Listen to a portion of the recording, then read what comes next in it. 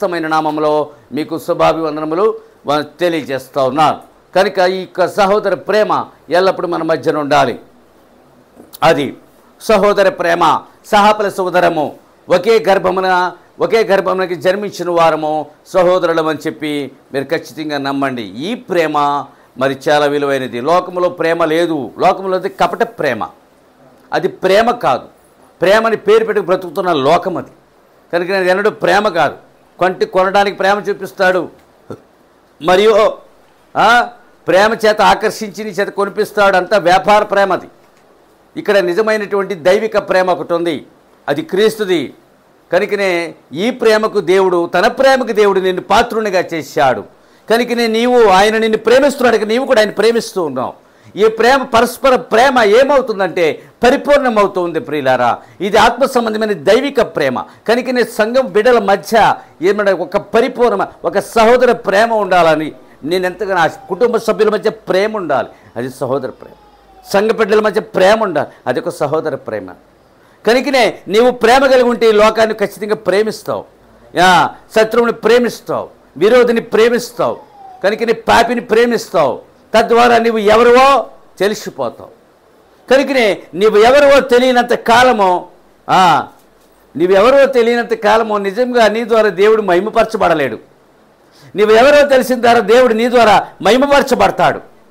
కనుక దేవుడు తన మహిమార్థం నిన్ను ఎన్నుకుంటే ఖచ్చితంగా ఈ లోకానికి నువ్వు ఎవరో తెలియాలి. రహస్యంగా భక్తి చేయొద్దు, రహస్యంగా భక్తి చేయొద్దు. నీ భక్తి బట్టబయలు కావాలి. నీవు ఎవరో బట్టబయలు కావాలి, నీ జీవితం బట్టబయలు కావాలి. కనుక నీ వదకి ఏర్పరచబడిన గొర్రెలుగా ఎంచబడుతున్నామని పౌలు ఎందుకంటున్నాడంటే, వారు తిరిగి ఆ రోమ క్రూర ప్రభుత్వములను ఎదురిస్తూ వారు పరిచర్య ధర్మాన్ని కొనసాగిస్తున్నారు. హల్లెలూయా. కనుకనే సిలువ మీద, కొండ మీద ఇద్దరు దొంగలు, అందులో మధ్యన ఒక దేవుడు, ఇరుపక్కన ఇద్దరు దొంగలు, ఒకడు రక్షించబడ్డ, ఒకడు నశించిపోయాడు. కొండ కింద యోధా, ఒక సిలువ, నశించిపోయాడు. నాలుగు ఎన్ని సిలువలయ్యే? ఆమెన్. హల్లెలూయా. మనము 5వ, 6వది. ఇప్పుడు సంఘ శాఖలో యేసుక్రీస్తు యొక్క మహిమదేహముని సిలువ వేస్తున్నాయి, అది 6వ సిలువ. 7వది యూదులు, అంటే యేసుక్రీస్తు నామం అక్కడికి వెళ్తుంది. మోషే, ఎలియాల ద్వారా ఆ పాత నిబంధన ప్రవక్తలకి ఈ నామంతో పని ఏంటండి? ఈ నామములోనే దేవుడు ఉన్నాడని వారు ప్రవచించారు. కొత్త నిబంధనల వారు కొండ మీద కనబడ్డారు, యేసుతో వారు మాట్లాడారు. ఆమేన్. హల్లెలూయా. వారే ఈ నామానికి మోసుకుపోతారు. మరి ఆ నామం యొక్క రక్తం క్రిందకి ఆ 1,44,000 మందినే తెస్తారు. అది 7వ సిలువ. అందుకని యూద మరణించాడు, అది 4వ సిలువ అని చెప్పాడు ప్రవక్త. ఎవరు నమ్మని విషయాలు. 4వ సిలువని సంఘశాఖోడి దగ్గర అంటే నమ్ముతాడా? ఉరిపెట్టుకునేవాడు 4వ సిలువ చచ్చాడు, మరణాన్ని కోసుకున్నాడు. ఆమెన్. హల్లెలూయా. కనుక 5వ సిలువ ఎవరని చెప్పాను? కృపతో కూడిన సిలువ. మానవుడు సిలువను పోలి ఉన్నాడు. నువ్వు 2 చేతులు చెప్తావు, నువ్వు సిలువ అవుతావు. 2 చేతులు ఏమవుతావు? ఏమవ్వా? ఆమెన్. హల్లెలూయా. మానవుడు సిలువను పోలి ఉన్నాడు. తెలుసా? తాను ఒక సిలువని మనిషి అనుకోడటండి. తాను ఒక సిలువని అనుకోడు. ఆ సిలువ అనేది రోమీల యొక్క క్రూర శిక్ష. సిలువ అనేది రోమీల యొక్క క్రూరమైన శిక్ష. సిలువేసి వదిలేస్తారు, తెలుసా నీకు? సిలువేసి ఆ డెడ్ బాడీని ఏం చేస్తారు? వదిలేసి కాకులు గద్దలు పొడిచి తినవలసిందే, అస్థిపంజరాలు ఆ చెక్కకి ఏలాడవలసిందే. కానీ ఈ యూదుడు కనుక, యూద మతాచారం చెప్పున సాయంకాలం వరకు, సినిమా రాత్రి పడే వరకు సిలువ మీద బాడీని. కనుకని వారు ఈ వేళ మతాన్ని, వీళ్ళ దేవుని గౌరవిస్తూ ఆ సిలువను, చెక్క మీద నుంచి సిలువను తీసేసి ఒక పక్కన పడేసి ఈయన ఏం చేశారు? ఒక సమాధి చేశారు, సమాధిలో పెట్టారు. అర్థమవుతుందా? ఆమేన్. హల్లెలూయా. కనుకని మనము ఒక సిలువ అయ్యున్నాము. మరొక ఆత్మ సంబంధమైన కనబడని సిలువని భుజం మీద మోపాడైన సంఘశాఖలో యేసుక్రీస్తు యొక్క మహిమదేహమును సిలువ వేస్తున్నాయని చెప్పాడు. ఆ మహిమదేహమును సిలువ వేస్తున్నందుకే ప్రవక్త వచ్చి నేరారోపణ చేస్తున్నాడు. తల్లి పిల్ల మీద నేరారోపణ చేస్తూ ఉన్నాడు. ఇది మామూలు విషయం కాదు. అందుకే నేను వాళ్ళ మీద నేరారోపణ చేస్తున్నాను. నా మాటలు వీళ్ళు వినట్లేదు.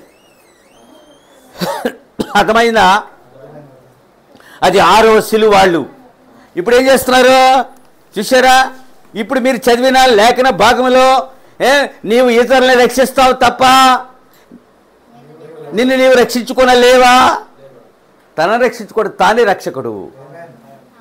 తను ఎవరు రక్షిస్తాడు? తను ఇతరులు రక్షించాడు తప్ప తానే రక్షకుడైంది. తను ఎందుకు రక్షించుకోనలేడు? అందరూ అదే మాట అన్నారు. అతని పై విలాసము తన చిరునామా రాశారు పైని. యూదులు రాజు అయిన యేసు. ఎవరటైనా ఖచ్చితంగా యూదులకు కాదు రాజు, ప్రపంచానికి రాజు. ఆయన యూదుడు కాదు, అన్యుడు కాదు, దేవుడు. ఏమైనా హల్లెలూయా! ఆయన యూదుడు కాదు, అన్యుడు కాదు, దేవుడు. కానీ ఆ సమయానికి ఒక రాజుగా పిలువబడ్డాడు.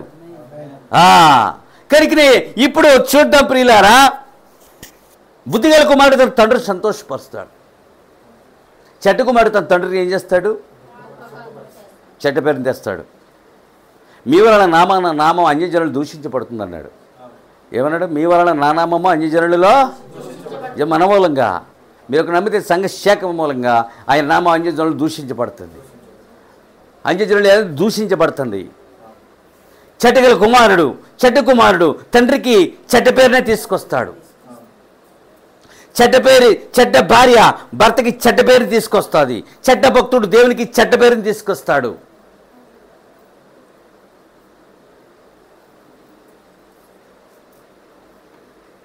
చెడ్డ స్త్రీ అంటే తన భర్త రక్తంలో నీరు వంటిదట. రక్తంలో రక్తం ఉండాలి తప్ప భర్త రక్తంలో నీరుగా ఉందంట చెడ్డ స్త్రీ. అందుకని తన భర్తకి చెడ్డ పేరు తెస్తూ ఉంది. అందుకనే మీ వలన నామ అన్యజనులు దూషించబడుతున్నది. కానీ వాళ్ళు ఏమంటున్నారు? మేము దేవుణ్ణే దూషించటలేదు. యూదులు కూడా ఆయన్ని దూషించారు. సంఘ శాఖ తమకు తెలియకుండానే ఆయన్ని మందిరంలో ఉన్నప్పుడే దేవుని పిల్లలాగా నటిస్తారు. They are acting in the church, but they are going to outside. How they are living on the earth. బయటికి వెళ్ళి ఎలా జీవిస్తున్నారు? నువ్వు ఇంట్లో ఎలా ఉన్నావు, గుళ్ళ ఎలా ఉన్నావు, లోకంలో ఎలా ఉండాలి. 3 రకాల రోల్ యాక్ట్ చేయడానికి కాదు. నువ్వు ట్రిపుల్ రోల్ యాక్ట్ చేయడం దేవుడిని ఎన్నుకోలేదు. నువ్వు ఒకే ఒక రోలు, ఆయన భారీగా ఒక రోల్ యాక్ట్ చేస్తావు. నువ్వు ఆయన కోసం జీవించు. నట విశ్వాసం చల్లదు. లోక నటని గతించిపోతూ ఉంది. ఈ వర్తమానం ఇలా కోసుకుంటే వెళ్తుందండి. అంతే. మనకి మనం ఏమి ఇందులో నేనేం నిన్నేం దూగుతాను, నేను మిమ్మల్ని ఏం దూగుతాను నేను. ఇప్పుడు నేరారోపణ ఎందుకు చేస్తున్నాడు ప్రవక్త అక్కడ? నేనేం చెప్పాను పోతే ఇండిక్టిమెంట్ అంటే నేరారోపణ, తర్వాత జడ్జిమెంట్, తర్వాత పనిష్మెంటు. అంతే అయిపోయింది. జడ్జిమెంట్ తర్వాత ఏముందా? అర్థం చేసుకునే శక్తి మీలోకి ఉంది. మీలో శక్తి ఉంది, అర్థం చేసుకునే శక్తి ఉంది. కానీ అర్థము కానట్టుగా మీరున్నారు.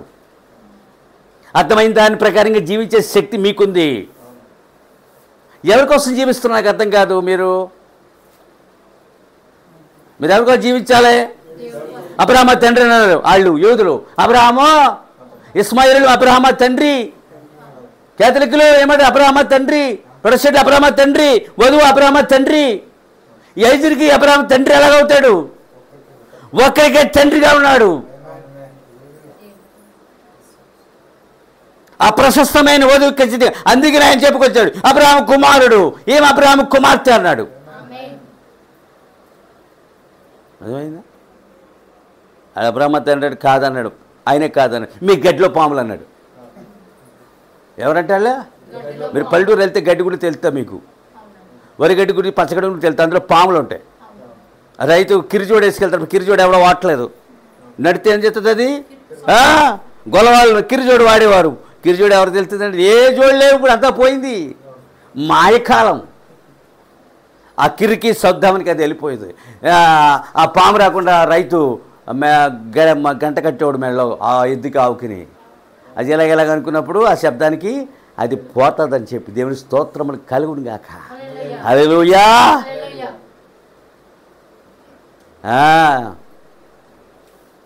ఇప్పుడు చూద్దాం ప్రియులారా, నిజంగా అబ్రహాము ఎవరికి తండ్రి? Who is the father of the Abraham? ఖచ్చితంగా అబ్రహాముకి నిజం చెప్పాలంటే యేసుక్రీస్తు కూడా అబ్రహాము తండ్రే. అర్థమైందా? అబ్రహాముకి దావీదు కూడా తండ్రే. అతని క్రియలు అతని విశ్వాసము, అతని క్రియలు అతని విశ్వాసము. ఇంకో మూడోదేంటి మీరు చెప్పండి? నీతి. అతని నీతి క్రియలు విశ్వాసము ఎవరిలో కనబడుతున్నాయో వారే అబ్రహాము యొక్క సంతానము. తండ్రి అన్నంత మాత్రం కుదురుతుందా? తండ్రి అని చెప్పుకుంటే తండ్రి అయిపోతాడా? కొడుకు అని చెప్పుకుంటే కొడుకు అయిపోతాడా? అవడు. ఆ నీతి, ఆ విశ్వాసము, ఆ క్రియలు ఎవరిలో కనబడుతున్నాయో వారి అబ్రహాము యొక్క సంతానము. అట్టి వారికి అబ్రహాము తండ్రి. ఆ క్రియలు లేని యూదులు ఏమంటున్నారు అక్కడ? అందుకని యేసు స్వయంగా నేరారోపణ చేశాడు. ఏ ప్రవక్త చేయని యేసు స్వయంగా నేరారోపణ చేశాడు. నేను ఆయన మీరు నమ్మని మీరు చచ్చిపోతారన్నాడు. మీరు గడ్డిలోని పాములు సొన్నుకొని గోడలని చెప్పాడు. హల్లెలూయా. వెళ్ళు. ఏమని చెప్పాడు?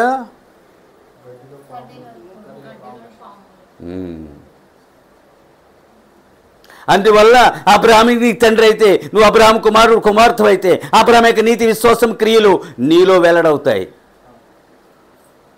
ఈ మూడు కనుక నీలో లేకపోతే మీరు అబ్రహాము కుమారుడు కానేరరు. దుష్ట సాంగత్యం మంచి నడవడం జరుగుతుంది.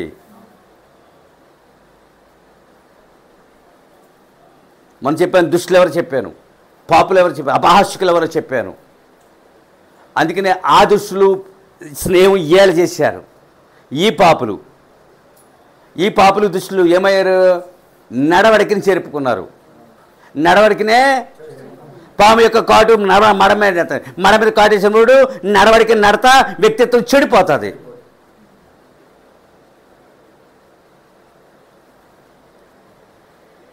అబ్రహాము యొక్క నీతి దాని గురించి బోధించను, విశ్వాసము బోధించను, క్రియల గురించి నేనేమి ఇప్పుడు బోధించను. అందుకనే అబ్రహాము ఎవరికి తండ్రో మీలో మీరు ఆలోచించుకున్నట్లయితే అతడు నిజంగా నీకు తండ్రి అయితే నీలో క్రియలు, విశ్వాసమో, నీతి ఓపెన్ అవుతాయి, అవి వ్యక్తమవుతాయి.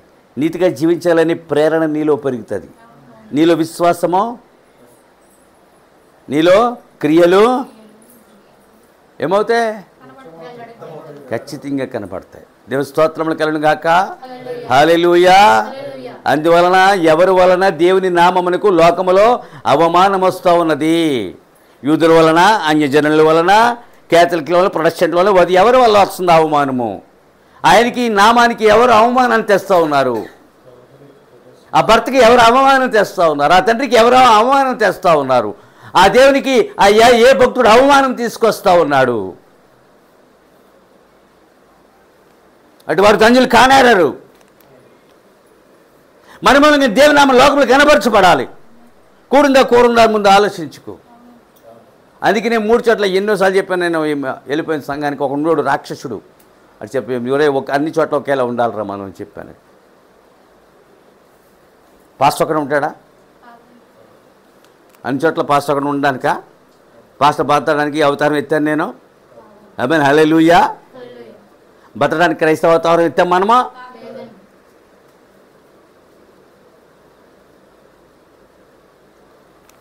అందువలన అట్టి ఏమన్నాను? లాస్ట్ మాట చెప్పండి. దొంగలు, హంతకులు, జూతగాళ్ళు, తిరుగుబోతు, తాగుబోతులు దేవుని నమ్ముచున్నారట. ఎవరైనా 5 వారు మారు మనసు పొందుచున్నారు. వారు మార్పు చెందుతున్నారు. తెలుసా మీకు? అర్థమైందా? అట్టి వారు రక్షించబడ్డారు. లేఖనాల్లో వేటగాళ్ళు, రైతులు, జాలర్లు, ఎందరెందరో గొర్రెల కాపర్లు, పశువుల కాపర్లు రక్షించబడ్డారు. దొంగలు మంచోడా? దొంగడు మంచోడా? జూతగాడు మంచోడా? తాగుబోతు మంచోడా? తిరిగిపోతు మంచోడా? హంతకుడు మంచోడా? కానీ అట్టి వారు ఏమవుతున్నారు? రక్షించబడుతున్నారు. రక్షించబడి దేవుని నామాన్ని ఏం చేస్తున్నారు? మహిమపరుస్తున్నారు అన్నాడు. ఆదరించేంతవరకు నువ్వు మహిమపరచడానికి ఎందుకు చేయబడ్డావు? ఆయన మహిమని తీసివేయడానికి కాదు. నీవు మహిమపరిస్తే నిన్ను మహిమపరుస్తాడు. అంత గొప్ప శక్తి మనకి ఇస్తా ఉన్నాడు దేవుడు. అట్టి వారిని రక్షిస్తున్నాడు దేవుడు. అంటే వెరస పాపులను రక్షిస్తున్నాడు. వాళ్ళేమంటున్నారు, నిన్ను నువ్వు రక్షించుకోలేవు, మమ్మల్ని రక్షిస్తానని చెప్పావు కదా, నేను రక్షించుకో, అప్పుడు నీవు మమ్మల్ని.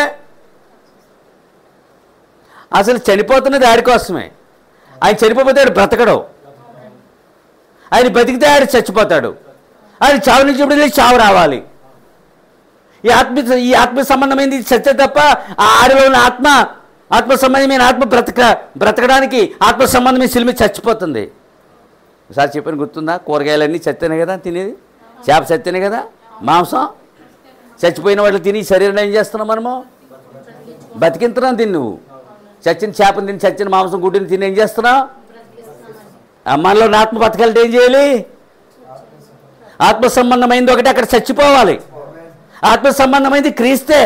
అది నీలోని ఆత్మని జీవింపజేయడం చచ్చిపోయింది అక్కడ. కానీ ఆడేమంటున్నాడు, నువ్వు చచ్చిపోయావు, మమ్మల్ని బతికితో నువ్వు రక్షించుకో. ఆయనకి రక్షకుడికి రక్షణ అవసరం లేదు. నో, రక్షకుడికి రక్షణ అక్కర్లేదా? ఆయనకి రక్షణతో పనేమంది, మా పరిశుద్ధాత్మతో పనేమంది, మారుమనసుతో పనేమంది. తాను వాక్యమై ఉన్నాడు. ఆమె హల్లెలూయా. దానికి వీటితో పని లేదు, వాటితో మనకే పని. అందుకే నేను మరణించకపోతే మనం చచ్చిపోదు. మనము మరణించిన స్థలంలో తానే మరణించాను, మరణం విడిపించాను. ఇప్పుడు చెప్పు, స్థానంలో తానే మరణించి ఆయన మనలను మరణం నుండి. అంత గొప్ప మాటని మీరు అర్థం చేసుకుంటే, అసలు నేను చావాలి, ఆయన చనిపోవడం ఏంటి, ఆయన చనిపోయి నన్ను బ్రతికించడం ఏంటి, నేను బ్రతకాలని ఆయన కోరుకోవడం ఏంటి అన్న మాట కనుక నీలో ఆ విత్తనం పడితే ఏమవుతావు తెలుసా? నువ్వు ఆయన కోసమే బ్రతుకుతావు, ఆయన కోసమే జీవిస్తావు, లేదా మరణిస్తావు. తిరిగి నీ ప్రాణాన్ని తెచ్చుకునే అధికారమును నువ్వు కలిగి ఉంటావు. అది మరి అది ఇప్పుడు ఏం చేస్తున్న సంగతి? తమకొస్తామో ఖరీదైన కార్లు కోసం, ఖరీదైన జీవితం కింది తరైన బట్ట కోసం పాస్టర్ అలా తయారయ్యాడు. వీళ్ళేమో స్వస్థతలో అద్భుతాలు ఆశ్చర్యకార్యాలు వెతుక్కుంటూ వెళ్తున్నారు. ఇది చేస్తాడు ఏమి చేయడు అక్కడ. Nothing is happened there. అక్కడేమీ కాదు. అతను అలా ఉన్నది. నేను అక్కడ ఈ బట్టలు తీయకుండా అక్కడ కొన్ని విన్నానండి. ఇవాళ సండే చెప్పిన మాటలు విన్నాను. ఓరిని శ్రీగా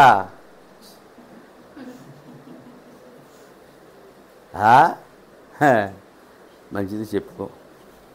నీకు ఏది అవసరమో అదే ఇచ్చాడు దేవుడు. నువ్వు తనితే బూర్లు బుట్టలో పడ్డా పోయి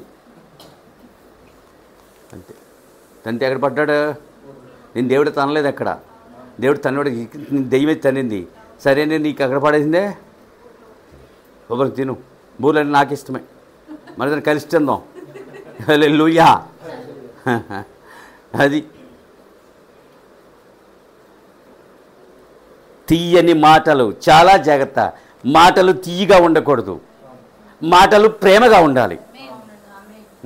మాటలు కటువుగా ఉండకూడదు, మాటలు ప్రేమగా ఉండాలి. నీ మాట ఆదరాభిమానములను పంచే విధముగా ఉండాలి. అది సహోదర త్రయం. అది తీయని మాటల విషముండక మానదు, విస్తారమైన మాటలు దోషముండక మానదు. మరి అర్థమవుతుందా మీకు? నాలాంటి వాళ్ళకి వర్తమానం ఇచ్చాడు ఆయన. నీకెందుకు ఇదంతా చెప్పి నేను ఎంతో బాధపెడతాను. ఒక వర్తమానం ఇవ్వలేమండి, నేను ఇవ్వలేమండి. నేను ఓడిపోకూడదని ఏడుస్తున్నాను. నీకు తెలియదు వర్తమానం సంగతే. నాకు ఎన్నో లక్షణాలు ఉన్నాయండి నాకు తెలియకుండానే. ఇప్పుడు ఏం చెప్పాను నేను? చెప్పండి. దేవుని స్తోత్రంలో కలుగునుగాక. ఎవరు నమ్ముకుంటున్నారు దేవుణ్ణి? ఇప్పుడు విందు జరుగుతున్నది. మరొక విందుకి సంగమం తయారవుతున్నదండి. ఇప్పుడు విందు జరుగుతున్నది. ఇప్పుడు విందు, వాక్యం యొక్క విందు జరుగుతుంది. మరొక విందుకి ఈమె సిద్ధపడుతుంది, రెడీ అవుతుంది అనమాట. మరొక విందుకి వెళ్ళిపోతుంది ఈమె. అది 3.5 ఏళ్ళు ఒక విందు ఉంది ఆమెకు. ఆ యొక్క ప్రశస్తమైన 7 ఏళ్ళు కాదు అక్కడ. మనకు 3.5 అర్ధవారం, 3.5 ఏళ్ళు మాత్రమే ఉంది. 3.5 ఏళ్ళు ఇక్కడ వాళ్ళు ఉంటారు. సరే, ఇది నేను కానీ ఒక విందుకి వెళ్ళిపోతా ఉన్నాం. మనకి 3 విందులు ఉన్నాయి. ఎన్ని ఉన్నాయి? మొదటి విందు బువ్వా, రెండవది ప్రభరాత్రి, మూడవది 3 ఇక్కడ నీకు 3 రన్ అవుతున్నాయి నీకు. అది ఎంత ప్రశస్తమైన కార్యం ఒకసారి అర్థం చేసుకోండి. ప్రభరాత్రి భోజనం ఎంత విలువైనదో. నీ తినే అన్నం కూర ఎంత విలువైనదో, నీకు ఓడుతున్న వాక్యం ఎంత విలువైనదో. కానీ ఇవి ఆగిపోతాయి ఒకదేనన్న. అప్పుడు అతడు నన్ను విందుశాలకు తోడుకొని పోయిననే మాట నెరవేరుతుంది. అప్పుడు పరలోకంలో నీకు మరొక దాన్ని ప్రేమించే వారికి ఆయన విందుని ఏర్పాటు చేస్తారు. ప్రతి విందులో ప్రతి మనస్సు సంతోషిస్తుందంటే, ఇందులో మనసు మరు మనసు పొందిన ఒక విశ్వాస యొక్క మనస్సు వాక్యం విన్నప్పుడు సంతోషిస్తుంది. ఆమె మనసు ఆనందంతో ఖచ్చితంగా గంతులే. దేవుడు ఈ రీతిగా నాతో జోసెఫ్ అన్నాడు మాట్లాడలేడు, కానీ దేవుడు నీతో మాట్లాడతాడు. నా దేవుడు నాతో ఇంత బాగా మాట్లాడాడు. ఆమన హల్లెలూయా. అది నీకు నిజంగా ఆనందాన్ని ఇస్తుంది. తన రక్త మాంసాలు తింటున్నప్పుడు అదొక విందు. కానీ అబ్రహాము ప్రభురాత్రి భోజనం తింటున్నప్పుడు మొట్టమొదటి పోయిన అబ్రహాము దుఃఖించలేదటండి. అదే భోజనమో లేదు, కానీ అబ్రహాముకి రొట్టె ద్రాక్షరసం ఇచ్చినప్పుడు ఆనందంగా తిన్నాడు. దేవుడే తన రక్త మాంసాలను స్వయముగా ఇస్తూ ఉన్నాడు. ఇప్పుడు పరిశుద్ధాత్మ రూపంలో వచ్చి తన రక్త మాంసముల సంఘానికి స్వయముగా ఇస్తున్నాడు. అబ్రహాము ఏడలేదు, నవ్వలేదు, కానీ ఇప్పుడు సంఘము ఆ భోజనమును చూసి దుఃఖిస్తుంది. ఎందుకంటే ఆ భోజనం ఏంటో ఆమెకి తెలుసు, తాను మరణించిన విధానం అంతా తెలుసు కనుక. సాదృశ్యపు రక్తము ద్రాక్షరసము లేదా రొట్టెను ఆమె దుఃఖముతో ఆమె తింటుంది. ఆమె ఏడుస్తూ ఉంది, నా కొరకు ఇంతగా నువ్వు మరణించావు, తిరిగి నాకు రక్తమాంసములను నాకు తినిపిస్తూ ఉన్నావు. హల్లెలూయా. ఏమైనా అర్థమవుతుందా? అవ్వలేదు కదా. మొట్టమొదటి భోజనం ఎవరు తిన్నారు? ప్రభురాత్రి భోజనం. రెండో భోజనం ఎవరు తింటున్నారు? వధువు తింటుంది. కేథలిక్లు కాదు, ప్రొటెస్టెంట్లు. సాయిబు గారు రొట్టు, పులిసిపోయిన రొట్టు, రసాయనాలతో తయారు చేసిన ద్రాక్షరసమో. ఆమెను హల్లెలూయా. ప్రవక్త ఎలా చెప్పడం అలా చేస్తున్నాం దాన్ని. అది తింటేనే నీకు నిత్య జీవము. మరొక భోజనం లేదు భూమి మీద. మరొక ప్రభురాత్రి భోజనమో అది పగల భోజనమో కాదు, అది రాత్రి భోజనము. పగలిస్తున్నాడు. ఎందుకని అది కల్మషము, వాంతి. వాంతి చేసుకునేది నీకు అసహ్యంగా ఉంటుంది. వాంతి చేసుకుంటుంది కదా, నీకే అది నీ వాంతే. నీకు ఎలా ఉంటుంది? మరి దేవునికి ఎలా ఉంటుంది? అంతటి కల్మషం, అసహ్యం నీకు. అలాంటి బలలన్నీ అలా ఉన్నాయన్నాడు. అలాంటి చోట తింటున్నారు వాళ్ళు.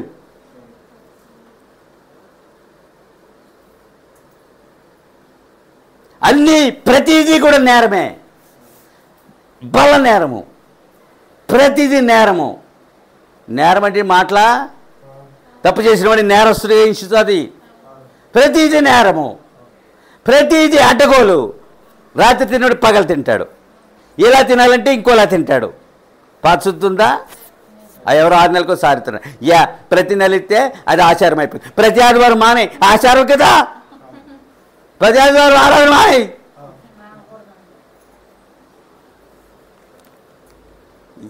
తప్పించుకుంటున్నారు. నన్ను 4 నెలలు ఇవ్వలేదు, నువ్వు దేవుడు లేపి మళ్ళీ నాకు బుద్ధి చెప్పాడు ఆయన. నాకు బుద్ధి చెప్పడం మంచిదైంది. నాకు నన్ను గద్దించడం మంచిదైంది నాకు. అప్పుడు 5, 6 టక్ మేము తీసేసుకున్నాం. ఇప్పుడు అర్థమైందా? ఆచారం అది. ప్రతి నెల బల్ల ఇవ్వలేనంత ఆ పని నీకు ఉందన్నమాట. అంటే బల్ల కూడా ఇవ్వలేమన్నమాట. పాదశుద్ధిని ఎక్కడెత్తున్నారు బల్ల. అసలు సావాసి విందుని ఎత్తేసారు ముందు. సావాసి విందు బలనే, పాదశుద్ధిని ఎత్తేయి, వాక్యం కూడా ఎత్తేయి, నువ్వు బాగా ఎత్తబడతావు. అన్నీ ఎత్తేయి, అప్పుడు బాగా ఎత్తబడతావు. నువ్వు పరలోకం వెళ్ళిపోతావు, రాకెట్ వేగంలో వెళ్ళిపోతావు. నువ్వు ఆయనకని ముందెళ్ళి కూర్చుంటావు అక్కడ. దేవ స్తోత్రములు కలుగుగా. హల్లెలూయా. ఇప్పుడు చూద్దాం ప్రియులారా, సంఘము మరొక విందుకి సిద్ధపడుచున్నది. వధువు సాకులు చెప్పదు. వధువు ఏం చెప్పుదా? సాతాను సంఘశాఖలు విందు చేస్తున్నాడు. నమ్ముతావా? సాతాను ఏం చేస్తా? సంఘశాఖలకే అద్భుతమైన విందు చేస్తున్నాడు. రుచిగల విందు చేస్తున్నాడు. దేవుడు కూడా సంఘానికి విందు చేస్తున్నాడు. పరలోకములో ఒక విందు సిద్ధపరుస్తున్నాడు. ఏమైనా హల్లెలూయా. సాతాను కూడా ఏం చేస్తా? సంఘశాఖకి విందు చేస్తుంది, వాడు విందు చేయగలడు. దేవుని స్తోత్రములు కలుగుగాక. ఏమన్నారంటే ఈ విందు తిన్నవారు మనము పరలోకంలో ఒక విందుకి వెళ్ళిపోతాం. మరి ఈ విందు తిని వాళ్ళు ఎక్కడికి వెళ్తారో? అగ్నిగుండంలో ఒక విందు ఉందన్నాడు. ఎక్కడుందంట? నమ్ముతారు మీరు ఎవరైనా? అగ్నిగుండంలో విందు ఏముంది? ఇంకా అగ్నియే విందు. ఇక్కడ వేడివేడిగా ఉంటే కానీ తినలేవు, అక్కడ రోజు వేడే. అర్థమైందా? వాడు కూడా ఒక విందు ప్రధాన అయి ఉన్నాడు. ప్రభువు యేసు కూడా ఒక విందు ప్రధాన అయి ఉన్నాడు. ఏమన్నా హల్లెలూయా. అంటే విందు జరుగుతుందన్నమాట. మన కాళ్ళకి ఏం జరుగుతుంది? విందు జరుగుతుందన్నమాట. ఎంత అద్భుతం అండి. దేవుని స్తోత్రములు కలుగును గాక. విందుని ఇష్టపడిన వాళ్ళు ఉండరు. ఆయన ప్రేమతో పిలిస్తే ఆ విందుకి రాలేదు వాళ్ళు. విందు ఆహ్వానం ఉంటే ఎంత ఆనందం అండి. అడవాళ్ళు మేము వెళ్ళాం విందుకి, ఎన్ని వందలు ఉన్నాయి అక్కడ, తినే ఓపిక ఉండాలి మాకు. కిళ్ళీలు ఉన్నాయి, జద్దా కిళ్ళీ ఉన్నాయి, వేసుకుంటావేటి అన్నాను. మా వాడు చెప్పుకొచ్చాడు ఇది ఎలా ఉంటుంది డాడీ, లక్షలు పెట్టి భోజనాలు. ఒకటి మటన్ బిర్యానీ, చికెన్ బిర్యానీ, అది ఇది. నేను విచారాను, అక్కడ నేను పోయాను, అక్కడ వడ్డించి వాళ్ళాడు. నేను ఎంతైనా తినేయచ్చు అనుకుని వెళ్ళాను. ఎంతైనా తినేస్తామేటి. నేనేం చెప్తున్నానంటే విందుని ఎవరు కూడా తిరస్కరించరు. విందును ఎవరు కూడా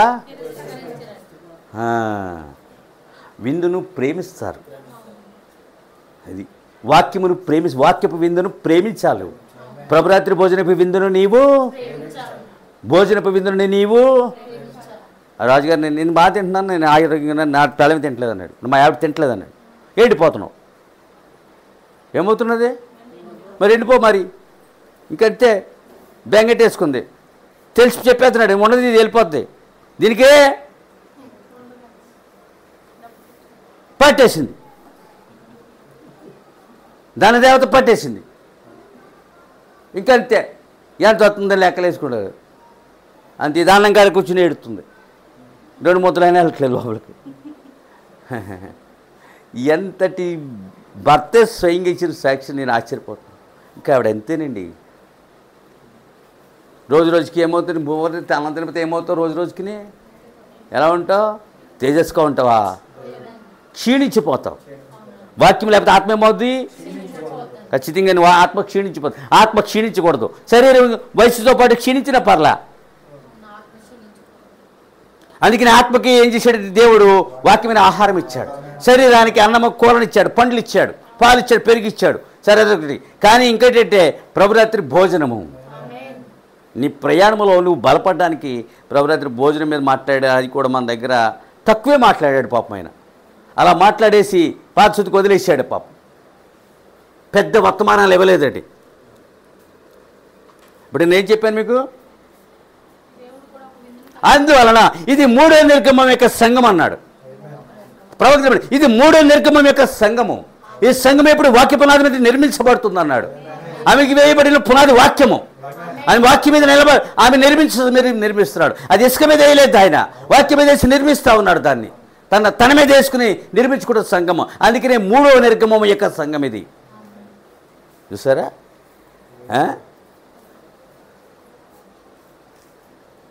మొదటిది ప్రవక్త ఆధ్వర్యంలో వెళ్ళారటండి, ఐగుప్తునండి. రెండోది తమకు వెళ్ళారట. అర్థమైందా? 45లో ఎలా వెళ్ళారు? ఎవరైనా నాయకత్వం వహించారా? హల్లెలూయా. ఇప్పుడు చూసారా? ఇప్పుడు మనకు వెళ్ళాం. పరిశుద్ధాత్మక నాయకత్వం క్రింద వెళ్తాం మనం. ఇప్పుడు 3 ఉన్నాయి ఇక్కడ. ఇప్పుడు అర్థమైందా? ఒక ప్రవక్త నాయకత్వం కింద వెళ్ళారు. అవునా? ఇప్పుడు ఆ 45లో ఎలా వెళ్ళారు? తమకు తాముగా ఆ స్వదేశానికి మనం ఎలా వెళ్తాం? మన ఆయన ద్వారా. ఇప్పుడు అది పరిశుద్ధాత్మ మనలో ఉంటే తప్ప ఆ రాకడలో ఆయన ద్వారా వెళ్తాం. ఇప్పుడు అర్థమవుతుందా? 45లో వాళ్ళు అది ప్రవచనం. అది ఆ నెరవేరడుగు తమకు తాముగా వెళ్ళిపోయారు వాళ్ళు. ఇప్పుడు మనగా వెళ్ళం, కానీ ఆ మధ్యాకాశానికి ఆయన ద్వారా వెళ్తాం. ఒకరు మానవ ప్రవక్త, తమకు మానవులు. ఇప్పుడు దేవుని ద్వారా. ఇవన్నీ అర్థం చేసుకోండి. ఇదంతా కూడా రాదు. ఇది ఎవరు చెప్పరు. ఇది అయిపోయింది. ఇది లాస్ట్ డేస్ ఎండింగ్లో ఉన్నాం. చక్కగా ఎండింగ్ కాకపోతే ఏముంది ఇక్కడ? ముగింపు దినములో మనము ఉన్నాం. ఇంకా మారుతుంది ప్రపంచం. స్త్రీ బట్ట కట్టదు, మీరు స్త్రీలు గారు వధువు. మనం అందరికి ఏమైనా మగవాళ్ళు ఆడవాళ్ళు ఇది బట్ట కడుతుంది, అది బట్ట కట్టదు. పెయింట్ వేసి తిరిగేస్తుంది పిల్ల. ఆ వీడియో చూసి ఆశ్చర్యపోయాను నేను. బ్లూ పెయింట్ వేసి తిరిగేస్తుంది. అదే బాగుంది ఎక్కడన్నా.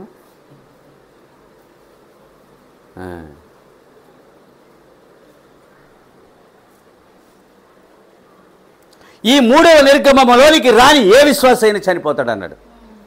ఈ మూడవ నిర్గమములోనికి రానివాడు ఏ విశ్వాస అయినా దే మస్ట్ బి డైడ్, తప్పక మరణిస్తారు. ఈ థర్డ్ ఎక్సోడేషన్ చాలా పవర్ఫుల్ అనమాట. అందుకని ప్రవక్తను ఏం చేశాడంటే అక్కడ ఉన్నటువంటి ఆ సంఘ శాఖలో ఉన్నటువంటి ఆమెని బయటకు పిలిచాడు.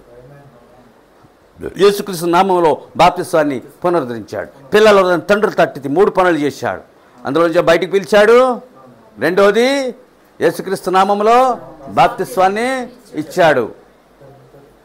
పిల్లల తండ్రుల తట్టు 3 జరిగాయి.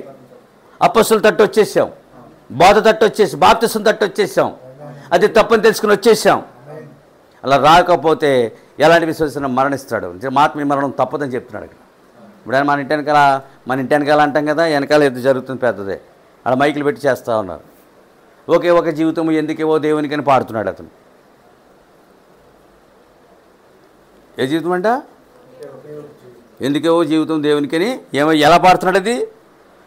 ఏ విశ్వాసం చనిపోతాడు? అంచు విశ్వాసులుగాను సరిహద్దు విశ్వాసులుగాను అవిశ్వాసులుగా ఉండొద్దు అంటాడు. అంచు బార్డర్ సరిహద్దు విశ్వాసులు ఎలా ఉండదు? అంచు విశ్వాసులుగా, సరిహద్దు విశ్వాసులుగా, నట విశ్వాసులుగా, అవిశ్వాసులుగా విశ్వాసం ఉండాలి. అది అద్భుతమైన ఫలము. క్రైస్తవు నిన్ను బ్రతికించేది అది. నిన్ను విశ్వాసమే జీవింపజే బ్రతికించేది అది. నేను నా దగ్గర డబ్బులేమి లేవు. ఎన్నో నెలలుగా వెళ్ళని ఒక విశ్వాసం ఉంది. ఆమె రమ్మని అందరూ నేనే వెళ్తుంటాను అనమాట. సరే ఆదివారం ఎలాగ ఆమె దగ్గరికి వెళ్తే మనం తప్పక ఇస్తుందని వెళ్ళాను. ఆమె ఏమి ఇవ్వలేదు. మనస్తాపం చెంది వెనక్కి వచ్చేసాను. రాత్రి 6:30 ఆ ప్రాంతంలో కొంత అమౌంట్ పడిందని మా అబ్బాయి చెప్పాడు. ఆ డబ్బు డ్రా చేసి ఇవాళ మనం ఈ సావాసీంద్రని నడిపించగలిగాం. సరే నేను అన్నాను, మరి ఎప్పుడు నేను అక్కడికి వెళ్ళను ప్రభువా, ఇంకా ఇంటికి ఆమె నుండి ఫోన్ ఎత్తే తప్ప నాకు నేనుగా తీర్మానం అయిపోయింది. అక్కడ అయిపోయిందా లేదా? ఆమె హల్లెలూయా. నేను ఆ తీర్మానం చేస్తానని దేవుడు నన్ను అక్కడ పంపాడు. మరి అన్నాడు ఆమె పిలిస్తే తప్ప నేను వెళ్ళను. అర్థమైందా?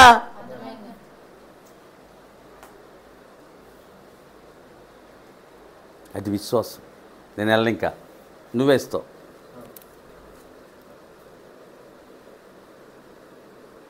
అంచె విశ్వాసము, సరిహద్దు విశ్వాసము, అవిశ్వాసము, నట విశ్వాసము నెవర్ చల్లదు. అది నిజమైన విశ్వాసం కావాలి. నేను విశ్వాసం చాలా వర్తమానాలు చెప్పాను. దేవుని స్తోత్రములు కలుగును. హల్లెలూయా. ప్రవక్త అంటున్నాడు, నీవు వెలిగించబడి పరలోకము యొక్క రుచిని, నీవు పరలోకము యొక్క వెలుగును రుచి చూసి వెలిగించబడి తప్పిపోయిన వారిని మరలా నూతన పరచుట అసాధ్యం అన్నాడు. ఏ వ్యక్తి కూడా అతను వాళ్ళనే నూతన పరచలేవు.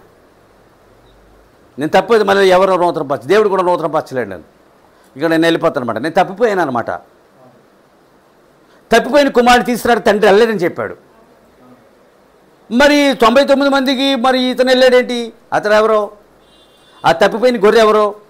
ఈ తప్పిపోయిన కుమారుడు ఎవరో? ఆ మందలో ఎందుకు తప్పిపోయింది? అక్కడ మందలో తప్పిపోలేదు.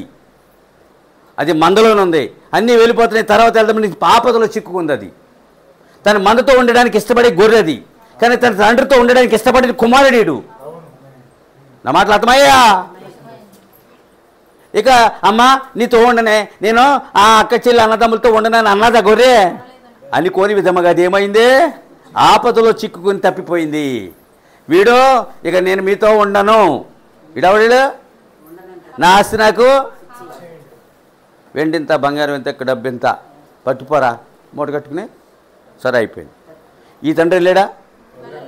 ఈడు వెళ్ళిపోయిన వాడి కోసం వెళ్ళాడా? వాడు తప్పిపోయిన కుమారుడు. ఆమెన్, హల్లెలూయా. అలా రాగలిగిన శక్తి ఎవరికైనా ఉందా? మన సహోదరులకు ఎవరికైనా ఉందా? నా తండ్రి వద్ద నాదే నేను కాదు. ఎంత మంచి ఆహారమో, మంచి చెప్పు గట్టిగా, అనేక పని వాళ్ళకి సరిపడిన ఆహారమో, నేను ఇక్కడ పందులు తినే పొట్టు, నేను ఈ బాధ పడలేకపోతున్నాను. వాడికి మనసు కలిగి వెనక్కి వచ్చాడు. వాడు పశ్చాత్తాపడి ఏం చేశాడు? తన తండ్రి జతకు వచ్చాడు, తండ్రిని సంతోషపరిచాడు.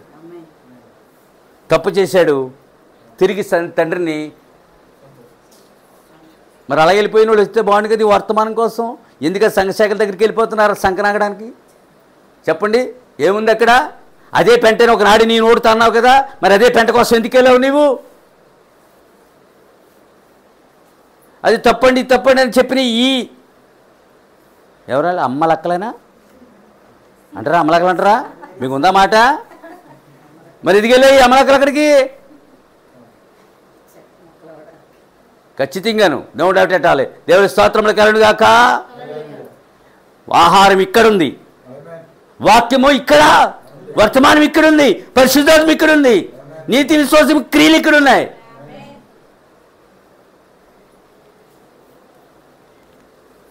వెన్నెలకి వాతలాడుతుంది. దేవునికి స్తోత్రములు కలుగును గాక. హల్లెలూయా. ఇప్పుడు చూద్దాం, మరలా నూతన పరిశుద్ధ సాధ్యము. ఇప్పుడు నువ్వు తీర్పుని దాటి కృపలోనికి వచ్చావన్నాడు. ఎక్కడ దాటి? తీర్పు శిక్షణ దాటి ఎక్కడికి వచ్చావు? నువ్వు తప్పుని చేస్తే మరలా ఏమవుతావు అంటే నువ్వు కృపను దాటి శిక్షలోకి వెళ్తావు అన్నాడు. నిన్ను శిక్షించి మళ్ళీ కృపలోనికి తేలేమన్నాడు. ఈ మాట అర్థం చేసుకోండి. ప్రవక్త ఎంత బాగా మనకి అర్థమవుతుందండి. అది మనకే ఖచ్చితంగా అర్థమవుతుంది. పరిశుద్ధాత్మ పని అది నీకు అర్థమవ్వాలి. మనం ఎక్కడ తీర్పుని దాటి ఎక్కడికి వచ్చామో? తప్పు చేసి మళ్ళీ ఎక్కడికి వెళ్తున్నావు? మళ్ళీ తీర్పులోంచి కృపలోనికి ఎవరూ తేలేరు. నేను నూతన పరిశుద్ధుడు అసాధ్యము. అది అద్భుతమైన వర్తమానం అండి. వారానికి ఒక్కటింటే చాలు, వారానికి ఒక్క భోజనం చేస్తావు చాలు. నువ్వు 14 భోజనాలు చేయి, నేనేమన్ను, కానీ ఒక్క భోజనం ఇది తింటే చాలు, నీకు నువ్వు పరలోకంలో ఉంటావు ఖచ్చితంగా. ఇప్పుడు వాళ్ళని నూతన పరచగలనా? వాళ్ళు తిరిగి రాగలరా? మా నాన్నగారు అన్నం ఉందని వస్తారు వాళ్ళు. ఆ భోజనం బాగుంది, ఆ వాక్యము ఆ భోజనం బాగుంది, ఆ వాక్యము బాగుంది, ఆ తీయని మాటలు బాగున్నాయి. తిని మరి మేము తినలేక వచ్చేసాం. దేవుడు తీసేసుకొచ్చాడు, తిని చచ్చిపోతామని చెప్పాడు. తింటే you should buy diet, you should be diet, తప్పక మరణిస్తావు. అది తినడానికి దేవుడిని ఎన్నుకోలేదు. భోజనాల్లో రకాలు ఉన్నాయి. సాధారణ భోజనము, విందు భోజనము, రాజభోజనము. అర్థమవుతుందా? ఇళ్ళలో ఏం తింటాం? సాధారణ భోజనం తింటాం. అవకాశం వస్తే ఎక్కడైనా మంచి మంచి గొప్ప వాళ్ళు ఎందుకు చేస్తే రాజభోజనం.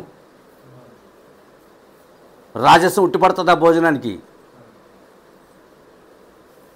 ఎంత ఖర్చు అయినా పెడుతున్నారండి డిన్నర్లో, భోజనాల్లోనూ. పేర్లు పెట్టుకుని పరిగెట్టడమే ఎక్కడ ఏముందని చెప్పి.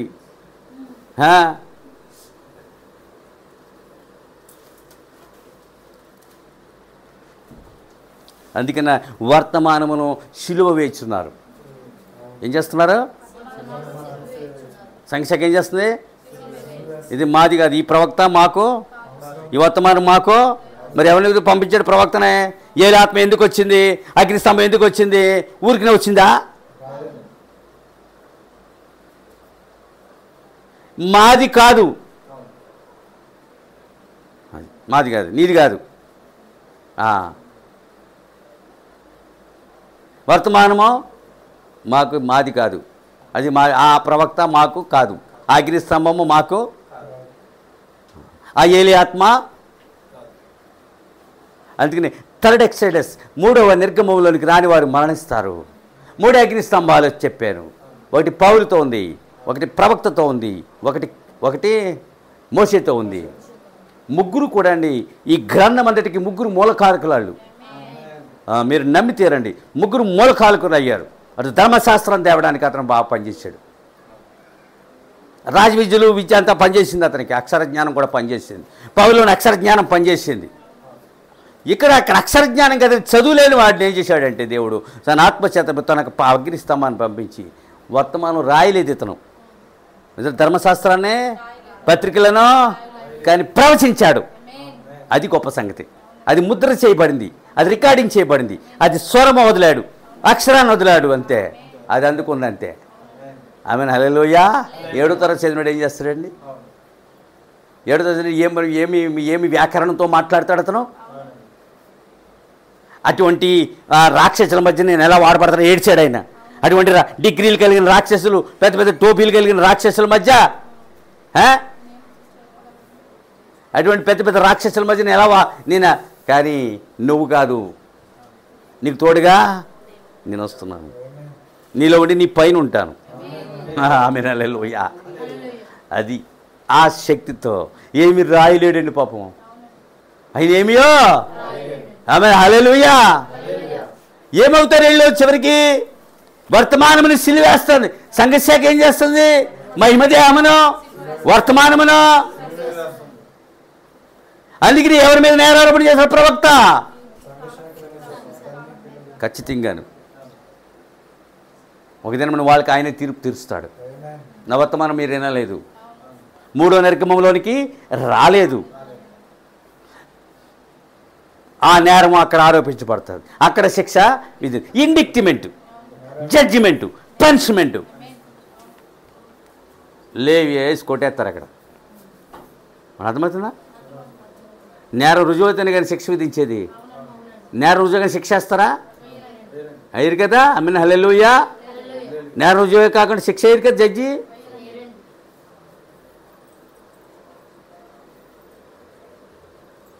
ఆమేన్.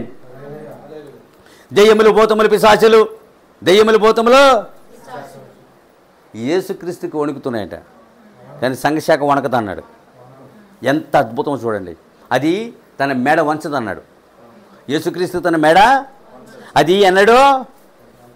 ఎవరు వణుకుతున్నారు? దెయ్యములు, భూతములు, పిశాచములు,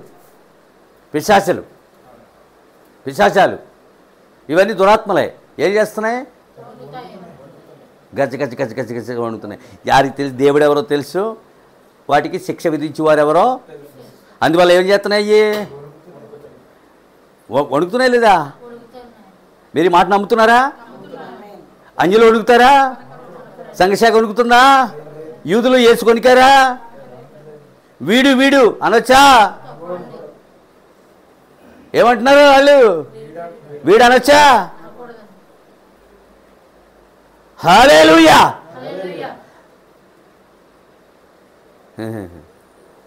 ఇంతగా కవీశ్వరులు రాసినటువంటి ఆ పాటల్లో ఆయన్ని పొగుడుతూ ఉన్నాం.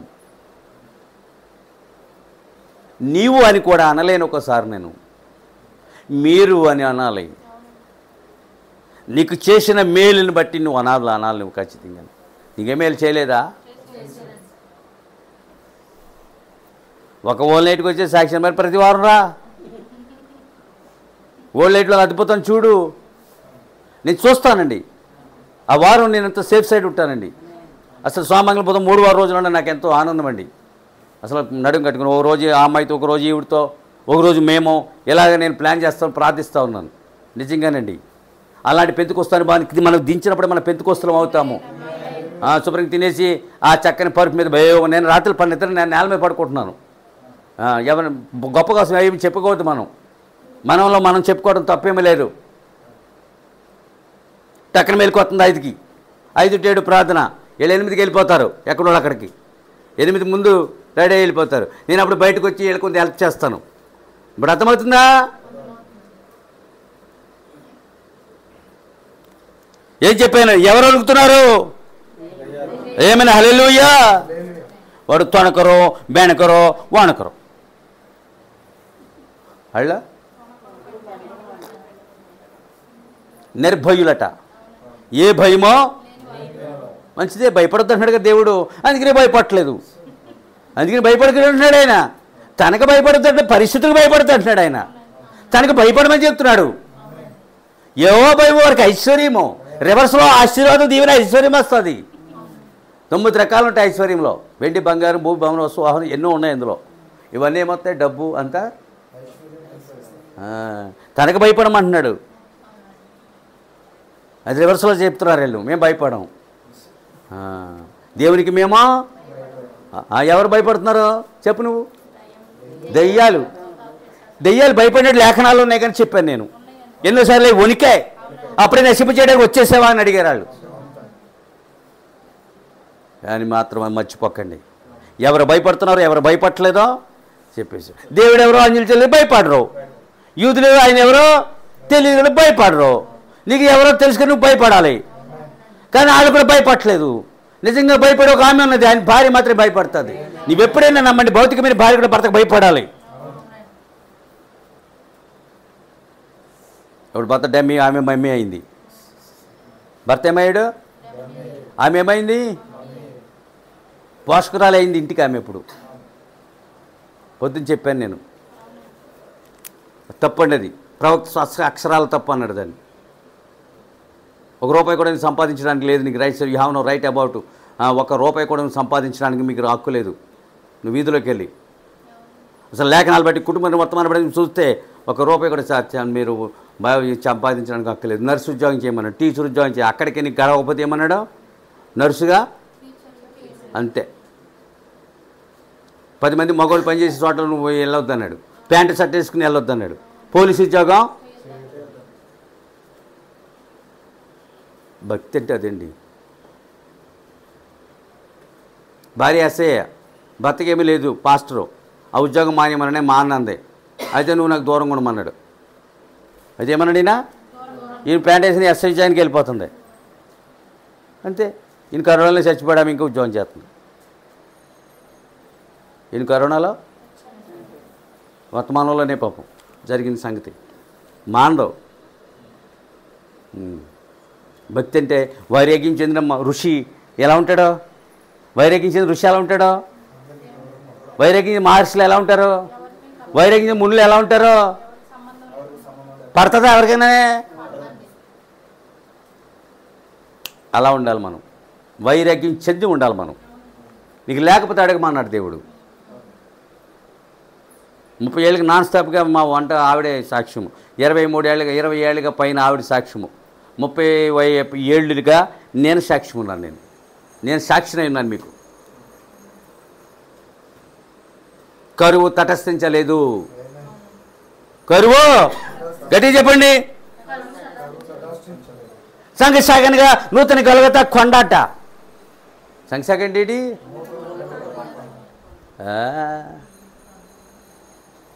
నూతన గొలగతా కొండ. అదే అది యూదుల కొండ. నిజంగా ఉన్నప్పుడు అక్కడ ఈ కొండను చూపించలేవు. సంఘశాఖే నూతన.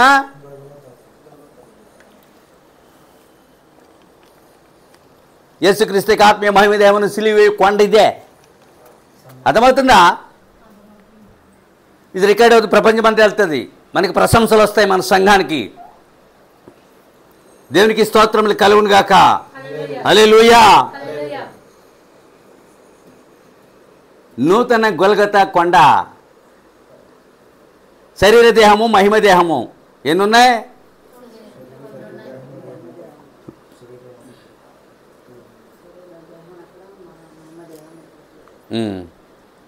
సువార్త నీచమైన స్థితి తెచ్చారట. సువార్తనే ముగిస్తే లేవకండి. సువార్తనే నీచమైన స్థితికి తెచ్చారు. ఇప్పుడు అందుకని వెస్ట్రన్ స్టైల్ మ్యూజిక్స్ వస్తున్నాయి సువార్త పాటల్లో. అలాంటి పరికరాలు సంగీతం ఆడొచ్చా దేవునికి? ఒక చిన్న డ్రమ్ పెట్టి, ఒక చిన్న కంజరి పెట్టి, ఒక శ్రావ్యంగా ఒక ఆడబిడ్డ పాడి, ఒక మగబిడ్డ పాడి, అర్థమవుతుందా? అది అలాంటి మహిమ, అలాంటి వాళ్ళు ఇచ్చు మహిమ దేవునికి చెల్లుతుందా? ఏ నీచ స్థితికి తెచ్చారు. అదే మొత్తం ఆరాధన అంతా అదే.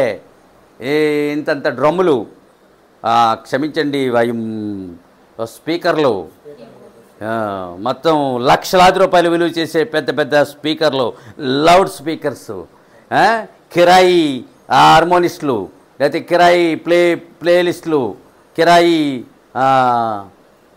దాన్ని క్యాషియో వాయించేవాళ్ళు, ఇదంతా ఎవరిని? జనులను ఆకర్షించడానికి సువార్తను నీచ స్థితికి తెచ్చారు. అర్థం చేసుకోండి. మరి ఇది మనకు, నా కోసం, మీకోసం, ఇది నాకు అర్థమవుతుంది. ఇది నేను ఎలా ఉండాలో నేను బోధించడం నాకు అర్థమైంది. ఇది మీకు అర్థం కావాలి. ఇది నీచ స్థితికి, అలాంటి సువార్త ఒక వ్యక్తిని మంచి స్థితికి ఎలా తీసుకొస్తుంది?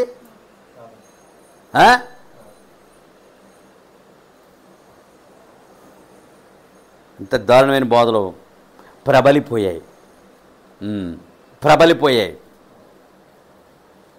ఈ అంజన్లేమో మన పేనానికి ఎడుతున్నారు, వాళ్ళ బోధలేమో అలాగే ఉన్నాయి. మా దేశాన్ని మీరు మార్చేస్తున్నారు. అలా మార్చారు. మనం ఎవరైనా మార్చగలవా? నువ్వు ఎవరైనా మార్చావా? పోనీ నిన్నెవరు మార్చారని నీకు తెలుసు కదా. ఇదేమో మత మార్పిడా? నీచ స్థితికి తెచ్చారు. సువార్తిది. హల్లెలూయా. కనికరే సంఘశాఖ ఆయనకు కొత్త కలవరిగా ఉందట. ఆయనకి ఎలా ఉంది? కొత్త కలవరి. కొత్త కలవరి, కొత్త గొలగొత కొండ, కొత్త కలవరి. అది కొత్త కలవరి అంటది. ఆమేన్, హల్లెలూయా. ఈ భూమండలం మీద, ఈ భూమండలం అంతా అతి మతముల స్థలము, లెక్కలేనని మతములు ఉన్న స్థలం అటు భూమండలం. పొద్దున మాట వదిలేను. భూమంట ఏ కులంవాడైనా, ఏ కులంవాడు పండించినా పంట, ఏ మతం వాడు పండించినా, ఏ కులం వాడు మరణించిన భూమి ఏం చేస్తుంది? ఈ భూమండలం అతి మతముల స్థలము అంటే లెక్కలేని మతములతో నిండిపోయిన. అర్థమైందా? అర్థమైందా? లెక్కలేనన్ని మతాలు. ఆయన మొదటి రాకడికి యూదులు మార్గమును ఏం చేశారని చెప్పాను. యేసు యొక్క రెండవ రాకడికి మార్గముని ఏళ్ళు ఏం చేశారు? ఈ క్రైస్తవ్యం కూడా అతి మతములలోకి వెళ్ళిపోయింది. క్రైస్తవ్యం కూడా యూదుల మార్గము కూడా అతి మతములలోనికి. ఆ మతములో ఒక మతముగా అయితే ఎంచబడుతుంది. ఎన్నడానికి ఇది మతము కాదు. రాకడ వరకు ఇది మార్గమే. నేనే సత్యము. ఇది ఎప్పటికీ మార్గమే. మార్గం యొక్క మార్గాన్ని 3 అక్షరాలు తీసి మతం అని పెట్టి అక్కడ నేనే సత్యము జీవము నేనే మతం అన్నాడా? హల్లెలూయా. మరి ఎందుకు మార్గాన్ని మతంగా మార్చారు? పబ్బము గడపాలి, పబ్బము గడుపుకొనుటకు. హల్లెలూయా. ఏమన్నా మార్గాన్ని తీసేసి మతం అని పెట్టు. అది అతి మతముల స్థలము భూమి. భూమి మంచిదే. భూమి కులమతాలు లేవు. భూమికి ఏ భేదమో లేదు. నువ్వు పండిస్తే పండుతుంది, చనిపోయిన వాడిని తీసుకుంటుంది. నాలో ఏసేయ్ అని చెప్తుంది. అది నేను చూసుకుంటాను. దానికి దానికి ఏ భేదమో. హల్లెలూయా. అని ఇప్పుడు ఈ ఆల్దే మతం అయింది, ఇది మతం అయింది. ఈ అతి మతంలో ఈ మతంలో కూడా 2 మతాలు కూడా. అందుకే మనం ఎన్నడూ కూడా మతస్థులం కాము. మనం ఏ మతం, క్రైస్తవ మతం లేనే లేదు అసలు. నువ్వు యాత్రికులు, ప్రయాణికులు మార్గంలోని ప్రయాణిస్తారు, మతంలో ప్రయాణించరు. మత్తులో ప్రయాణించలేడు. మతం ఒక మత్తు. అర్థమైందా? మతము మత్తు. లెక్కలేనంత మత్తు అందులో ఉంటుంది. ఆ మత్తులోనే చెప్తారు మతం ఉన్మాదము. మొత్తానికి ఏంటి? ఉన్మాదము. మత ఉన్మాదము. అంగాలలో పిచ్చాసుపత్రి ఉంది. అది అక్కడ బోర్డు ఎడితే ఆయన ఉన్మాద ఆసుపత్రి అని ఉంటుంది బోర్డు. వాళ్ళ చర్చపూడిలో ఏమని ఉంటుంది బోర్డు? ఉన్మాద ఆసుపత్రి అని ఉంటుంది. ఉన్మాదం అంటే ఏంటి? పిచ్చి, మత పిచ్చి. హాస్పిటల్ చూడడానికి ఇది పుట్టుండదు. అప్పుడు వెళ్ళాను నేను హాస్పిటల్ చూడడానికి. నిజంగా చెప్తున్నాను. నేను చెత్తపూడి వెళ్ళాను. నేను అది బ్రాహ్మణ ఆగ్రహారం ఉంటుంది. అది లోపల ఏదో అందులో ఉన్నారు ఈ పిచ్చోళ్ళు అందరూను, వాళ్ళని అవుతున్నారు. ఒకసారి ఆలోచన భయమే వచ్చేసాను. మరి భయం ఏదంటే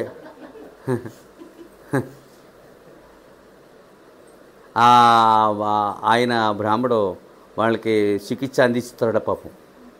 ఏమి తీసుకోడు ఆయన, డబ్బు ఏమి తీసుకోడు. ఇప్పుడు లేడు ఆయన, అది మూసేశారు కూడా. ఇప్పుడు అదేమీ లేదు అక్కడ. ఆ పెంకిడీలు శిథిలమైపోయి ఉంటుంది, తీసేశారు. దేవుని స్తోత్రములు కలండి. హల్లెలూయా. స్నేహితులని పిలవబడిన వారి ఇంటి నుండి ఆయనకి పెద్ద పెద్ద గాయములు అయ్యాయంట. స్నేహితులని పిలవబడిన వారి ఇంటి నుండి ఏమయ్యాయి? పెద్ద పెద్ద గాయాలు అయ్యాయి. మానవుడు దేవుని గాయపరిచాడు. వారెవరు? స్నేహితులు. ఆ వారింటి నుండి ఆయనకి ఏమయ్యాయి? పెద్ద పెద్ద గాయములు అయ్యాయి. మీకు విషయం చెప్పనా, ఈ సహోదరులు అనబడిన వీరి నుండి మనకి ఒక దినమని గాయం అవుతుంది. మీరు నమ్మితే మనల్ని బరబరా ఇడ్చుకెళ్తారు. తెలుసా? ఏం ఎలాగ ఇడ్చుకెళ్తారు? మేక బలికి వెళ్తుంది, దాన్ని ఏం చేస్తారు? ఇచ్చిపోతారు. ఏళ్ళే మనల్ని రేపు 3 అవర్లకు. దానికి ముందు నేను చెప్తాను, 3 అవర్లు ఎలా తప్పించుకోవాలి చెప్తాను, వర్తమానం చెప్తాను, కంగారు పడకండి. అప్పుడు ఎలాగా మనల్ని చెప్తాను, నేను సరిగ్గా చెప్తాను. వాళ్ళు తమను పట్టించుకుని ఇతరులు కూడా పట్టించడానికి చూస్తారు. అదే ఒక సంకటి, నీ సంకటి గురించి నేనే అప్పుడు రుజువు అవుతుంది. అది ఏం చెప్పాను ఇప్పుడు? ఎవరింటి గాయాలయ్యాయి? పెద్ద పెద్ద గాయాలయ్యాయి అంట. మామూలు గాయాలండి అయ్యి. ఒకరితో 40 దెబ్బలు కొడితే అక్కడే చచ్చిపోతాను నేను, సిలువ మోయకుండా, గాయాలు అవ్వకుండా అక్కడే వెళ్ళిపోతాను. ఇంకా ఏమైనా బతుకుతానా చెప్పండి? వాళ్ళు తిట్టే బూతులుగా చచ్చిపోతానేమో. చూడు, మీ ముసలోడికి పుట్టలేదనంటే బాధ కలగదండి? బాగా అలాంటి మాట్లాడనొచ్చా? అటువంటి మానసిక శ్రమలో, అటు శారీరక శ్రమ, ఆధ్యాత్మిక శ్రమలు సహించి వహించే నీకోసం అది. ఆ త్యాగాన్ని ఎవడు గుర్తించట్లేదు. త్యాగాన్ని గుర్తించాలి నువ్వు. రక్తం చిన్న పాప క్షమాపణ లేదు అక్కడ. పెద్ద పెద్ద గాయాలు చేసి హతమార్చి ఆనందించారు. 2000 ఏళ్ళు ఏం చేశాడు ఆయన? మళ్ళీ మామూలుగా కాదు, హిట్లర్ని పంపాడు. స్టాలిన్ని, జోసెఫ్ స్టాలిన్ ఆయన పేరు, నేను కాదు, ముస్సోలిని. అర్థమైందా? అబ్బో వాడి నెంబర్ 1 ఆడు ఏ రావట్లేదు నా నోటికి. ఐక్మ్యాన్ కురూరుడు, హిట్లర్ కురూరుడు ఐక్మ్యాన్. అబ్బబ్బబ్బ, ఆ చరిత్ర కన్నీళ్ళు. నేను ఆ ఫిలిం చూశాను, నేను కన్నీళ్ళు వస్తాయి. ఆ చరిత్ర చదివి నేను సిలిండర్స్ లిస్ట్ అని ఒక చరిత్ర చదివాను. బాబా ఎంత దారుణంగా మీరు, ఎందుకంటే మా మీదకి, మా పిల్లల మీదకి రక్తం వచ్చింది కాక అదే వచ్చేసాడు. ఇప్పుడు వాళ్ళు కొంచెం ప్రశాంతంగా సుఖంగా ఉన్నారు అక్కడ. అర్థమైందా? దేవుని కుమారుని హతమార్చిన శిక్ష 2000 సంవత్సరాలు. ఒకటేటా రెండా? లాస్ట్ పనిష్మెంట్ హిట్లర్ ఈ 3 ద్వారా, ఈ 4 ద్వారా ఆఖరి శిక్ష అనుభవించి వెళ్ళారు వాళ్ళు.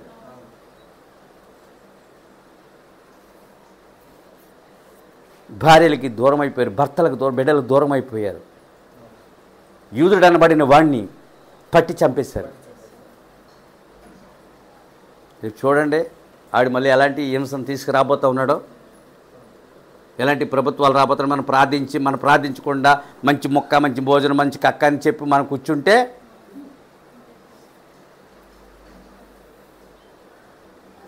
సమయం, ప్రార్థన గంటలు ఎంత వృధా అయిపోతున్నా అర్థం చేసుకోండి. ప్రార్థన చేయకుండా పడకెళ్ళిపోయే వాళ్ళు ఉన్నారు ఇప్పుడు మన సంఘాల్లో. ఏం చెప్పా నేను?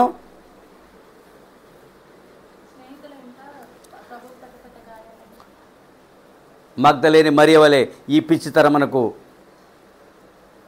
దేవుడు కావాలను. మగ్దలేని మరియకు దేవుడు ఏం చెప్పాను నేను? దేవు స్తోత్రములు కలుగునుగా. హల్లెలూయా. ఈ పిచ్చితరమునకు విడుదల కావాలి. మగ్దలేని మరి విడుదల పొందింది. మగ్దలేని మరియా తప్పుడు పిల్ల. ఎవరు రక్షించబడతారు చెప్పాను? దొంగలు, అంతకులు, జోదరులు, తాగుబోతులు. మగ్దలేని మరికి విడుదల దొరికినట్లుగా ఈ పిచ్చి తరమునికి విడుదల కావాలన్నాడు. ఇదే తరం, ఇది పిచ్చి, లెక్కలేనంత పిచ్చి పోగు చేసి పెట్టాడు. మరి ఏంటో ఈ జల్లుడు నాకు అర్థమవుతుంది. ఎన్నో రకాల తయారైపోతున్నాయి, జనం మీదకి వదిలేస్తున్నారు, స్టోర్స్లో పెట్టి అమ్మేస్తున్నారు. ఎందుకు కొనాలి దీన్ని అని అనుకోవట్లేదు. దీన్ని ఎందుకు కొనాలి? నీకు అవసరం లేదు, నువ్వు ఎందుకు కొనాలి? నేను మాట చెప్పిన మీరేమనుకోకండి.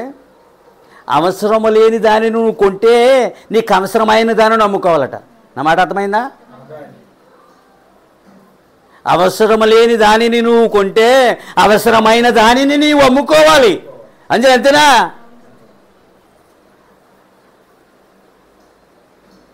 ప్రజలు పిచ్చి బాగా సొమ్ము చేసుకుంటున్నారు. మేధావులు ఎవరు సొమ్ము చేస్తారు? మేధావులు చేస్తారు ఈ పని. ప్రజల పిచ్చి ఏం చేస్తున్నారు? సొమ్ము చేస్తున్నారు. పిచ్చి దానికి ఎంత ఆశ్చర్యం వేస్తుందండి నాకు. అన్నీ కొనేసి అక్కడ పెట్టేస్తుంది, అవన్నీ తుప్పెట్టేస్తాయి, అది అయిపోతాయి. అది ఎవడో ఏదో ఫ్రీగా ఇచ్చాడు, బట్టలో ఏదో పొడి పిండుకుని వేసుకున్నది, అది అలా పెట్టి ఉంచింది, అది ఎలా కొరికింది అలా తోలికిపోయింది, అది వాడలేదు. మేమేం కొనం అలాంటివి. కానీ ఏం చేతి పిచ్చిని సొమ్ము చేసుకుంటున్నారు. మేధావులు మాత్రమే చేయగలరు. జనుల యొక్క పిచ్చిని సొమ్ము చేసుకుంటూ సంఘశాఖ కేతలికలు ఏం చేస్తున్నారు? వీళ్ళు ఏం చేస్తున్నారు? సత్యబాబు ఏం చేస్తున్నాడు? పాపారా ఏం చేస్తున్నాడు? సొమ్ము చేస్తున్నారు. చేసుకోనివ్వండి, దేవుని స్తోత్రం. తినేవాడు బాగానే. ఏం చెప్పానండి ఇప్పుడు? మగ్దలేని మరియ పిచ్చితనం విడుదల. ప్రవక్త ఒక్క మాటను మీరు ఏం బాధ. బట్టలు ఎవరైతే తీసివేస్తారో వారే పిచ్చివారు. బట్టలో మా నాన్నకి సగం స్థిరం లేదు, సగం స్థిమితం లేదు, కనుక బట్టలు తీసేస్తున్నాడు. అది 90 ఏళ్ళ ప్రయాణం మంచిది, అది పిచ్చి కాదు. అది ఎవరైతే బట్టలు తీసేస్తారో వారే. అవునే కదా? ఆడేం చేసాడు? బట్టలతో ఉన్నాడా శ్మశానం కాడా? వాడు ఎన్ని దేలు పట్టాడు? పట్టింది వాడికి శానా. అంతేనా? అర్థమైందా మీకు? యేసు వస్తే తప్ప బట్టలు కట్టలేదాడు. యేసు వస్తే అతను దెయ్యాలు వెళ్ళలేదు. ఆ పిచ్చిని కలిగజేస్తున్న దెయ్యాలు దేవుడు కావాలి. ఎందుకు అలా తిరిగేస్తున్నారు? ఇదేమైనా అడివా? ఇదేమైనా ఈ నాగరిక ప్రపంచం ఇది అడివా? ఇది మరి నాగరికులు ఎందుకు అలా చేస్తున్నారు? పిచ్చివారు మాత్రం అలా చేస్తారని ప్రవక్త చెప్పాడు. దేవుని స్తోత్రం. ఇంకా కఠినమైన మాటలు ఉన్నాయి. నేను మావి కూడా వాడతాను. మీకెందుకు? మీ కోపం రావడానికి ఏం కాదు. ఇది మీరు అంతా దేవుని వధువై ఉన్నారు. మీకెందుకు? ప్రపంచం ఎలా ఉందో చెప్తున్నాడు దేవుడు నీకు. హల్లెలూయా. కనికిరే ప్రియులారా, పిచ్చివారు మాత్రమే. గుడ్డి భర్తమై లాంటి విశ్వాసులు కూడా భూమి మీద ఉన్నారంటండి. గుడ్డి భర్తమై లాంటి విశ్వాసులు, మగ్దలేని మరియ లాంటి విశ్వాసులు ఇప్పుడు భూమి మీద ఖచ్చితంగా ఉన్నారు.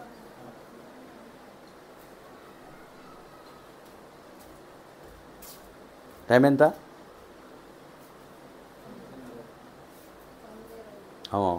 ముగించేస్తాను. నేను చాలా సమయం తీసుకున్నాను, ముగింపులోకి వచ్చాను. కొన్ని 4 విషయాలు చెప్పాను. ఇది ఒక 5-6 నిమిషాలు మీరు ఒకటి దేవుని స్తోత్రములు కలుగును గాక. ప్రవక్త వాపో ఏడుస్తున్నాడు ఒక మాట. ప్రభుకు ఒక కలవరి చాలదా? ప్రభుకి చాలదా? రెండవ కలవరి అవసరమా? అర్థమైందా? ఒక్క కలవరి చాలదా? ఒక్క చావు చాలదా? మళ్ళా రెండో మారు నువ్వు చంపాలా? ఒక్క చావుకి 2000 సంవత్సరముల దూరం అయిన తర్వాత రెండవ చావు నిమిత్తము ఎన్ని కోట్ల సంవత్సరాల దూరం అవుతారో ఒకసారి ప్రశ్న వేసుకో. అర్థమైందా? యేసు యొక్క మహిమ దేహాన్ని ఏం చేస్తున్నారు? రెండవ కలవరిలో వారు ఎలాంటి శిక్షణ పొందబోతున్నారు? వీళ్ళు తిరిగి రావడానికి, ఐగుప్తును రావడానికి అవకాశమో, ప్రపంచ నలుమూల చేరిపోయి మళ్ళీ స్వదేశానికి వెళ్ళడానికి అవకాశమో, వీళ్ళకి అవకాశం ఉందా? ఆమేన్.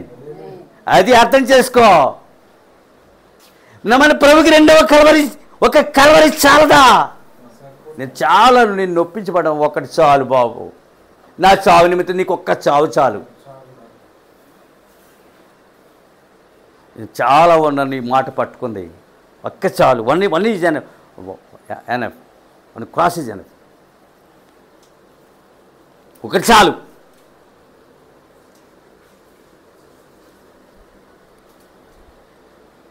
దేవునికి స్తోత్రములు కలుగుగాక. మన ప్రభుకు చాలదా? ఇంకొకటికి ఆయనకు అవసరమా? మొదటిది జాతి యావత్తును రక్షించడానికి, రెండవది సంఘశాఖను చంపడానికి అన్నాడు. మొదటి సిలువ మానవ జాతిని రక్షించడానికి, రెండవ సిలువ సంఘశాఖను చంపడానికి. ఒకటి రక్షించడానికి. ఈ వర్తమానం చాలా ప్రశస్తమైందండి, నేను చాలా ఇష్టపడుతుంది. ఇండిక్టిమెంట్ అండి, అంటే ఇంగ్లీష్లో నేరారోపణ. అంజలి పర్లేదా? కొంచెం అర్థమవుతుందా? ఈ లోతుల్లో వెళ్ళాలి. సముద్ర ఒడ్డును గులకరాలు ఏరొద్దు, మనం కొంచెం లోతుల్లోనికి పోదాం. మునిగి తేలాలి. పరిశుద్ధాత్మలో, వాక్యములో, రక్తములో ఏది ఉంటే అది అందులో మునిగి తేలాలి. మనం మునిగి తేలితేనే మనసుకి ఆహ్లాదం, ఆనందము. ఆ నీటిని చూసి భయపడితే నువ్వు ఏదలేవు, మునగలేవు. ఏం చెప్పాను నేను? ప్రభు పక్షమైన ఉన్నవారు వాక్యము కిందకు రానీయుడి. ప్రభు పక్షం ఉన్నవారు, మోషే అన్నాడు యెహోవా పక్షం ఉన్నవారు రానీయుడు అన్నాడు. యెహోవా పక్షం ఉన్నవారు మోషే ఏమన్నాడు? ఎవరైతే ప్రభు పక్షం ఉన్న వారిని వర్తమానంలోకి రానివ్వాలి. మోషే ఏమన్నాడంటే యెహోవా పక్షం ఉన్న వారిని రానీయుడి. అనేకులను ఆకర్షించి రక్షించే శక్తి మనకి కావాలని మీరు అడగండి ప్రియులారా. లేకపోతే ఒక్క ఆత్మను కూడా నువ్వు రక్షించి కూడా మరణిస్తే నువ్వు కూడా నీ మీద నేరారోపణ చేస్తాడు దేవుడు.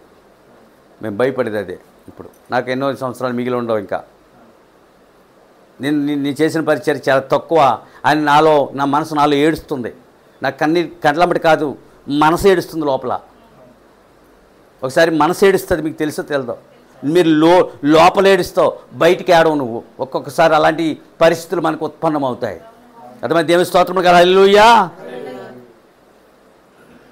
దేవుడి వాక్యం